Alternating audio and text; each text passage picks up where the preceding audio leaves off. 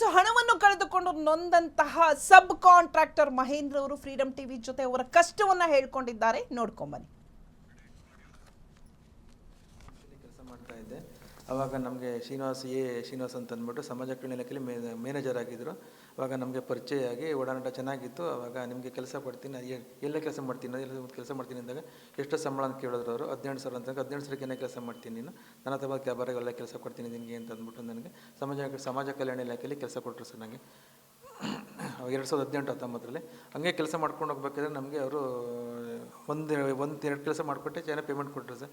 ಲಾಸ್ಟ್ಗೆ 3-4 ಪೇಮೆಂಟು ಕೆಲಸ ಮಾಡೋಕ್ಕೆ ಕೊಟ್ಟಿಲ್ಲ ಸರ್. ಪೇಮೆಂಟ್ ಕೊಟ್ಟಿಲ್ಲ. ಅವ್ರಿಗೆ ತುಂಬ ತೊಂದರೆ ಆಗೈತೆ ನನಗೆ. ಆಮೇಲೆ ಅವ್ರಿಗೆ ಪರ್ಸ್ನಲ್ಲಾಗಿ ನಾನು ಅವ್ರಿಗೆ ದಿಣ್ಣೆಪಳ್ಳಿ ಅಂತ ಅವ್ರ ಫಾರ್ಮ್ ಹೌಸ್ಗೆ ಇಂಟೀರಿಯರ್ ವರ್ಕ್ ಮಾಡಿಕೊಟ್ಟಿದ್ದೀನಿ.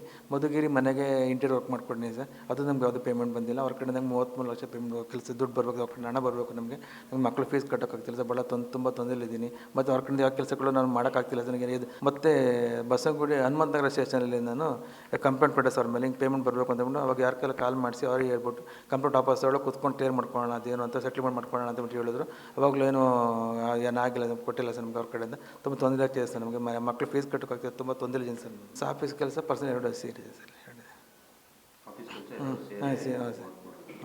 ಆಮೇಲೆ ಇನ್ನೊಂದು ನಾನು ಒಂದು ಬಿಲ್ ಹಾಕ್ಕೊಂಡೆ ಸರ್. ಇಲ್ಲಿ ಗದಗ ನಿರ್ಮಿತಿ ಕೇಂದ್ರದಲ್ಲಿ ಬಿಲ್ ಹಾಕ್ಕೊಂಡೆ. ಆ ಬಿಲ್ ಹಾಕ್ಕೊಂಡಾಗ ಅವ್ರ ಕಡೆ ಹುಡುಗನ ಹೆಸರಿಗೆ 15 ಲಕ್ಷ ಹಾಕಿಸ್ಕೊಂಡು ಅವ್ನಿಗೆ ಟ್ರಾನ್ಸ್ಫರ್ ಮಾಡೋದು ನನಗೆ ದುಡ್ಡು ನನಗೆ ಅಂತ ಹೇಳ್ಬಿಟ್ಟು ನನಗೆ ಅದು ಬೈದ್ರು ಸರ್. ನನಗೆ ಅವ್ನಿಗೆ ಮಾಡಿ ನೀನು ಅಂತ ಅಂದ್ಬಿಟ್ಟು ನಾನು ಅಧಿಕಾರಿ, ನಾನು ಏನು ಮಾಡೋಕ್ಕಾಗದ, ನಾನು ಟಚ್ ಮಾಡೋಕ್ಕಾಗದ, ನಿನ್ನ ಬೇಕಾದ್ರೂ ಮಾಡ್ಸಾಕ್ತೀನಿ ನಿನಗೆ, ಹಂಗೆ ಹಿಂಗೆ ಹೊಡ್ಸಾಕ್ತೀನಿ ನಿನಗೆ ನಾನು ಅಂತ ಅಂದ್ಬಿಟ್ಟು ಜೇಬದೇ ಕೇಸ್ ನಮಗೆ. ನಾನು ಹೆಂಡ್ತಿ ಮನೆ ಹತ್ರ ಹೋದಾಗ್ಲೂ ಅವಾಗ ಅವ್ರಿಗೂ ಅವಾಚ್ಯ ಶಬ್ದಗಳನ್ನ ನೆನೆಸಿ ನಮಗೆ ಬೈದು ಕಳಿಸಿದ್ದಾರೆ ಸರ್. ನೀವು ಯಾರು ಬರೋಕ್ಕೆ ನಮ್ಮ ಮನೆ ಅದಕ್ಕೆ ಏನಕ್ಕೆ ಬರ್ತೀರಾ, ನೀವು ಯಾರು, ನೀವು ಯಾವ್ದು ಕೊಡಬೇಕು, ಏನು ನಿಮ್ಮ ಹತ್ರ ಡಾಕ್ಯುಮೆಂಟ್ ಐತೆ, ಏನೈತೆ ನಿಮಗೆ ಪೇಪರ್ ವರ್ಕ್ ಏನೈತೆ ನಿಮ್ಮ ಹತ್ರ ಅಂತ ಅಂದ್ಬಿಟ್ಟು.